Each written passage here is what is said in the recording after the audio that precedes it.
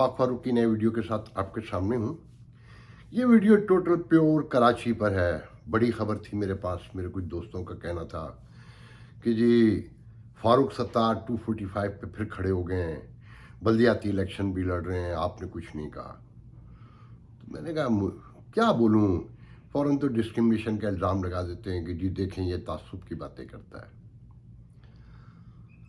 इस तासुब पे पहले मैं आपसे ये कहना चाहूँगा कि जब कौम परस्त जमातें बनती हैं ना, सियासी तंजीमें, लसानी तंजीमें, कौम परस्ती जो बेस होती हैं, तो वो इस बात का सबूत होती हैं कि रियासत में नाइंसाफ़ी उरूज पर है और कानून की बालादस्ती ख़त्म हो चुकी है और रियासत की अदालतें बेईमानी पर उतर आई हैं।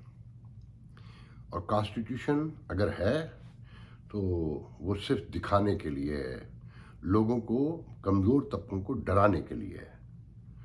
अदरवाइज़ ये कौम परस्ती की जमातें महज़ दुनिया में हैं, मौजूद हैं, मगर उनकी कोई इतनी वैल्यू नहीं है। यहाँ पर एक कौम परस्ती की लहर है, आपने सुना होगा, उसे डिनाई नहीं कर सकते, मगर वो बिल्कुल डिफरेंट है। हमारे यहाँ कौम परस्ती की जो तंजीमें हैं, जमातें हैं, वो अपने हुकूक की बात करती हैं। मेजर अगर आप नोट करें, वो पख्तूनों की हों, बलोचों की हों, सिंधियों की हों या उर्दू बोलने वाले की हों। और फिर उसके मुकाबले में कराची में तो सबकी ही है ना, एक दो का जिक्र किया। तो अभी टेलीविज़न पर दिखा रहे थे कि 24 तारीख को बल्दियाती इलेक्शन होंगे कराची में, मगर हर तरफ पानी खड़ा हुआ है, घर से निकलने का रास्ता भी नहीं है। लोग बता रहे हैं कि वो कैसे निकल रहे हैं और बाकायदा फिल्म दिखा रहे हैं, फुटेज, कि हर तरफ पानी ही पानी है। मगर इलेक्शन होंगे, क्योंकि झल्लू फेरना है ना, पहले से सब कुछ प्लान है। एम इलेक्शन कमीशन गई और एतराज़ उठाया कि जी ना हल्का बंदियाँ हैं, और जो सुप्रीम कोर्ट ने ऑर्डर किया था उस पर किसी चीज़ का अमल नहीं हुआ, तो ये इलेक्शन एडजॉर्न किए जाए। फैसला महफूज हो गया है फॉरेन फंडिंग केस की तरह। वहाँ मफाद कुछ और है फॉरेन फंडिंग केस में, और यहाँ मफाद कुछ और है। तो बात यह है, फिर उसके साथ ही मुझे याद आ गया एकदम कि जावेद लतीफ़ ने आज जिस तरह गुफ्तगू की पंजाब में कि ये हुकूमत इसलिए नहीं आई थी कि वो महंगाई और इसकी सारी जिम्मेदारियां उठाए। नवाज शरीफ के साथ जो हुआ, जिन इदारों ने किया, वो भी मंजर-ए-आम पे लाना चाहिए। जो इमरान खान जिस तरह बोलता है, वो एक लंबी तफसील है, आपके इल्म में है। तो मैं दिल में सोच रहा था कि दूसरी कौमियतों को बोलने का ये हक नहीं है, इसका आधा भी नहीं है। अगर यही ज़बान जो जावेद लतीफ़ ने इस्तेमाल की या खान साहब रोज़ाना करते हैं, उनके ट्रोलर करते हैं, अल्लामा अल हफीज़, तसव्वुर एहसास कमतरी पैदा होता है ना उससे। आप में से 99% लोगों को पता है कि मैं एम का कभी हिमायती नहीं रहा।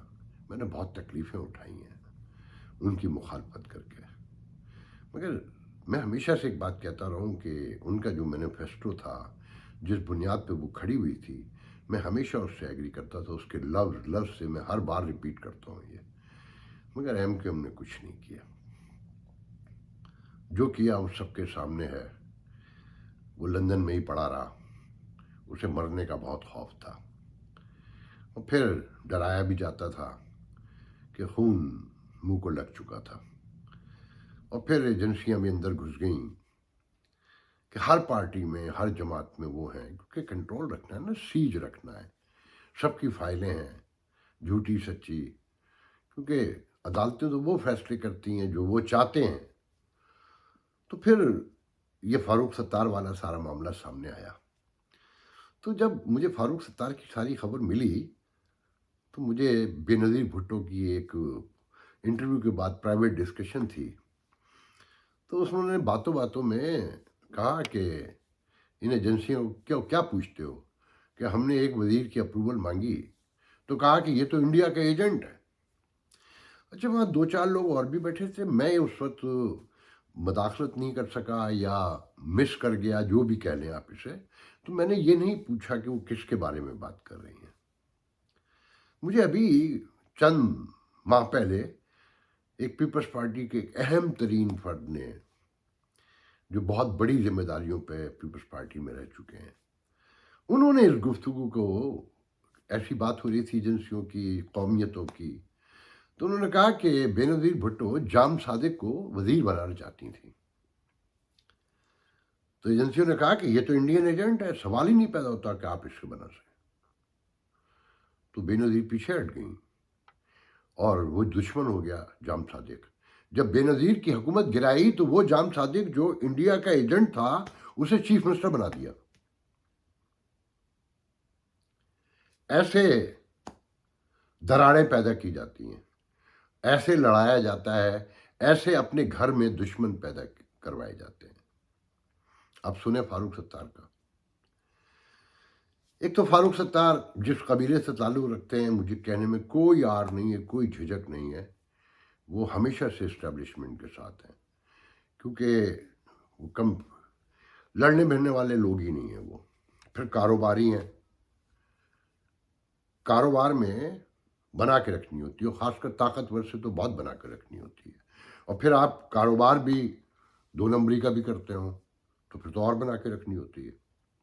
इस मुल्क में कहते हैं ना कि आप किसी इदारे में चले जाएं, आपका जायज़ काम है, बिल्कुल नॉर्मल रूटीन में हो जाता है, मगर यहाँ पर भी रिश्वत चलती है नाजायज़ कामों के लिए। मगर वो जो लोग जो सरकारी अफसर हैं, अगर पकड़े जाएं तो 40-40 साल की सज़ा होती है, मगर होता सब कुछ है यहाँ पर भी। तो आपके मुल्क में तो जायज़ काम भी नहीं होता है। तो ये सारे, आप पूरा इस कबीले को देख लें जहाँ से फारूक सत्तार का ताल्लुक़ है, ये बड़े बड़े सारे जितने लोग हैं वो आपको आर्मी चीफ के साथ अक्सर तस्वीरें देखते होंगे। बहरहाल फारूक सत्तार 4.5 साल से जब से अलग हैं किम से, उसके खिलाफ बयानात भी देते रहे, अदालतों में भी जाकर खड़े हुए, यहाँ तक कि जिस हैदर रिजवी के साथ 10 साल डिप्टी पार्लिमानी लीडर रहा है, जो मुझे याद पड़ता है, और ये पार्लिमानी लीडर थे, रात दिन साथ देखे जाते थे। वो अपनी माँ की, जब वो लबे गोर थी उनकी, हैदर रिजवी की माँ, तो ये हैदर रिजवी के खिलाफ बयान दे रहा था ये आदमी। मगर खालिद मकबूल सिद्दीकी को मैं कहूँगा कि सलाम है, और पूरे मुत्तहदा पाकिस्तान जो इस वक्त है, मिच्योर लोग हैं, मैं पसंद करूँ मैं ना करूँ, कि एक मिच्योर पॉलिटिक्स कर रहे हैं। अच्छा, जो लोग कहते हैं ना पीटीआई के साथ थे, ये पीटीआई के साथ नहीं थे, ये यरगमाल या अगवा करके पहुंचाए गए थे, इनको सांस लेने की इजाज़त नहीं है अभी तक। वलीद अली कल कह रहा था ना, बात इधर से उधर निकल जाती है कि क्या मिला एमकेएम को, लोग रिहा हो गए, जो गुमशुदा थे मिल गए, ऑफिस खुल गए, सब कुछ ख़त्म हो गया। बेशरम आदमी को शर्म नहीं आई कि 3.5 साल में तूने क्या किया। इस पीटीआई के 8 वज़ीर और अटॉर्नी जनरल भी रहा, वज़ीर कानून भी रहा, खुद एमकेएम के 2 वज़ीर रहे, क्या मिला? क्या दिया इमरान खान ने? 1100 अरब रुपए के पैकेज का ऐलान किया, एक धैला नहीं दिया इस आदमी ने, एक धैला। और जब इस्टेब्लिशमेंट से लड़ाई हो गई खान साहब की, तो इन्हें भी आज़ादी का सांस मिला। इनकी तो सीटें छीनी गई थी ना मुकम्मल तौर पे, और इन्हें ही इत्तेहादी बनवाया गया। मजबूरी, बेकसी, भाई बच्चे हैं, घर हैं, माँ बाप, फैमिली पूरी, कारोबार, जाएं तो कहाँ, जहाँ कि महाजरों के पास समंदर था वो भी नहीं रहा। जो अयूब खान कहता था ना कि महाजरों तुम कहाँ जाओगे, ये समंदर है तुम्हारे लिए, तो वो भी सीज हो चुका है। उस बस्ती से वहाँ तक पहुँचने के लिए रास्ते में जो नाके हैं और जो आबादियाँ हैं वो ही काट के फेंक देंगी, समंदर भी तुम्हारा नहीं है। अब लियारी गैंग वार से लेकर सारी चीज़ों को जोड़ के देखें, वो रास्ता बंद कर दिया गया है। अब तुम एक घेरे में हो चारों तरफ से। अब सुने, बहरहाल एमकेएम तो खामोश थी ना, ये सब कुछ हरकतें करते रहे। जब पीएसपी का कारकुन मारा गया अभी 240 में जो इलेक्शन हुआ, जिसमें एमकेएम 60-70 वोटों से जो जीती है, और मुस्तफ़ा कमाल पे गोली चली, वो भी तो इस्टेब्लिशमेंट का ही टाउट है ना। تو اس وہ جو کارکن مارا گیا اس کے جنازے میں متحدہ بھی اور کیا نام ہے فاروق ستار بھی، مہاجر تحریک بھی اور آفاق احمد والی، وہ سارے لوگ پہنچے کہ بھئی ایک اردو اسپیکنگ کو مارا ہے اور کہہ کر مارا ہے. تو وہ آپ نے ویڈیو سنی ہوگی نا، درجنوں ایسی آئی تھیں کہ ہم تمہارے گراؤنڈ پہ تمہاری شرائط پہ بھی کھیل رہے ہیں، تم گٹکا کھانے والے. وہ جو باتیں کی ہیں مجھے دہراتے ہوئے اس سے تعصب پھیلتا ہے کہ اس طرح کے لوگ ہر جگہ ہی ہوتے ہیں، مگر یہ ایک ویو ہے اور یہ ریاست نے پیدا کی ہے.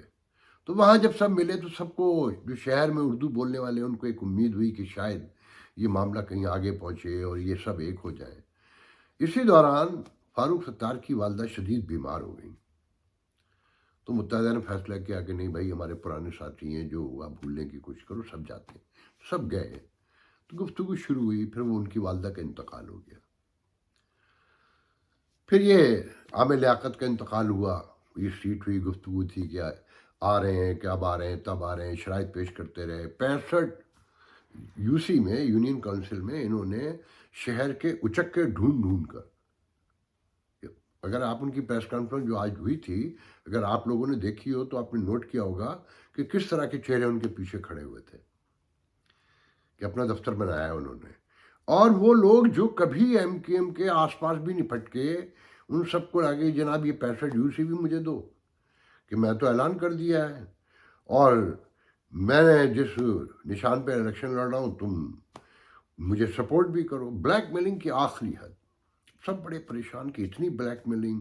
ایک آدمی 30 سال رہا، میئر بنایا اور منسٹر بھی رہا، پارلیمانی لیڈر رہا، اور یہ وہ آدمی ہے کہ اس دن یہ کھڑا ہو جاتا ہے جب 14 اگست کو، وہ 14 اگست کہہ رہا ہوں 2014 میں اس تقریر کے بعد، کہ وہ تو پاگل ہو چکا ہے وہ آدمی جو لندن میں بیٹھا ہے. اگر یہ اس وقت کھڑا ہو جاتا تو پارٹی کھڑی رہ سکتی تھی، انٹیکٹ رہ سکتی تھی. یہ تو لیٹ گیا کیونکہ اس کی جو حرکتیں ہیں.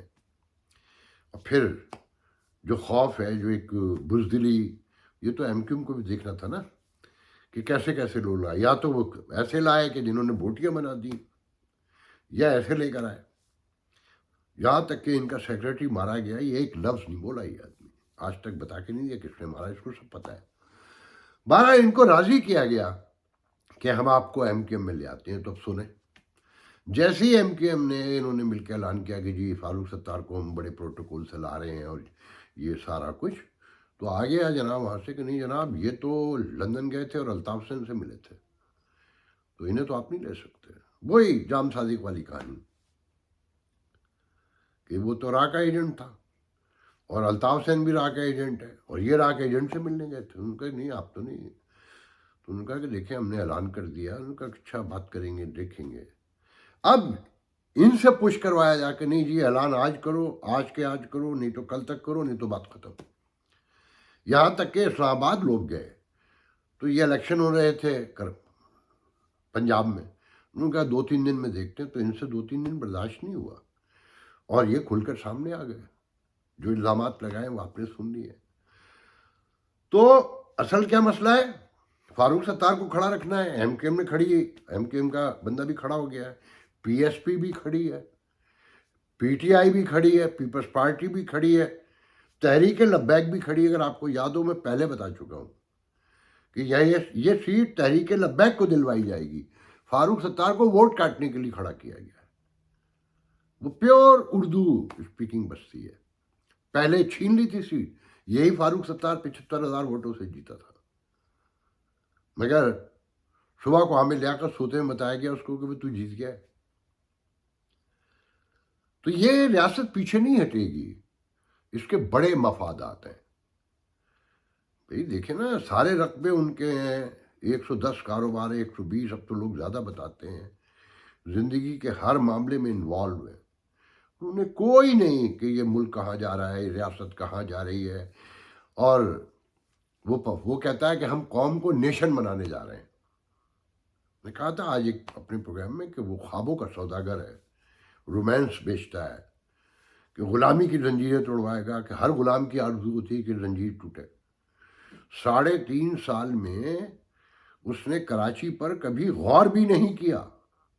آج پورا کراچی تباہ حال ہے. اور پیپلز پارٹی پہ تو میں کہوں کیا، ان کے لیے تو سوٹ ہی یہ کرتا ہے کہ وہ جتنا ایم کے ایم چلائے گی اردو اردو کریں گے ہم جیسے لوگ، تو سندھی اتنے کھڑے ہوں گے ان کے ساتھ۔ ایسے میں خان صاحب کہتے ہیں کہ وہ قوم بنانے جا رہے ہیں۔ آپ تصور کریں کہ یہ معاملات کہاں سے کہاں جا کر کھڑے ہو گئے۔ تو جناب بس آپ کو یہ بتانا تھا کہ آپ لوگ کراچی والے ہوش کریں۔ اب آپ کے سمندر کے اطراف میں جو لوگ رہتے ہیں، جو آپ کے لوگ ہیں، وہ سب پی ٹی آئی میں وہ قوم بنانے جا رہے ہیں۔ ان کا آپ سے کوئی لینا دینا نہیں ہے۔ ابھی یہ 20 سیٹیں جیتے ہیں نا، 15 سیٹیں جو پنجاب میں، تو اسی ہیوسٹن میں سب سے زیادہ بھیا رہتے ہیں۔ مٹھائیاں کھا رہے تھے، اور بانٹنے والوں کی شکلیں دیکھیں، تم بانٹ کون رہے تھے، ناچ رہے تھے یہ۔ تو جناب میں بہت سی باتیں یوں نہیں کرتا کہ میں نہیں دیکھے بلیو کرتا، میں ایک ایسے ملک میں رہتا ہوں کہ سب برابری کی بنیاد پہ رہتے ہیں، کہ کوئی نفرت، کوئی بغض کچھ نہیں ہے سینوں میں، کہ سب اپنا اپنا کام کرتے ہیں۔ یہ معیشت ہے جو مذہب بھی چھین لیتی ہے، جو زندگی کا ہر شعور چھین لیتی ہے، کہ اسلام نے کہا ہے نا کہ جب بھوکا ہو آدمی تو حرام کھا سکتا ہے۔ تو اس کی روشنی میں چیزوں کو دیکھیں اور اپنے معاملات کو نظر میں رکھیں۔ آنے والے دن تیزی سے اور خراب ہو رہے ہیں، اور ریاست کو کوئی فکر نہیں ہے۔ یہ ذہن میں رکھیں، ڈالر 300 کا ہو جائے 4، وہ کہتے ہیں، اور وہ کیا کہتے ہیں میں اس اگلے ویڈیو میں بتاؤں گا۔ یہ میں کراچی والوں کے لیے صرف کیا ہے کہ خدا کے لیے اپنے آپ کو پہچانو، خاص کر جو لوئر مڈل کلاس ہے، آپ اپنے درمیان اتحاد پیدا کریں، آپ ایک دوسرے کے قریب آئیں۔ یہ جو آپ کی اشرافیہ ہے یہ آپ کی نہیں ہے کسی بھی حال میں۔ اللہ حافظ۔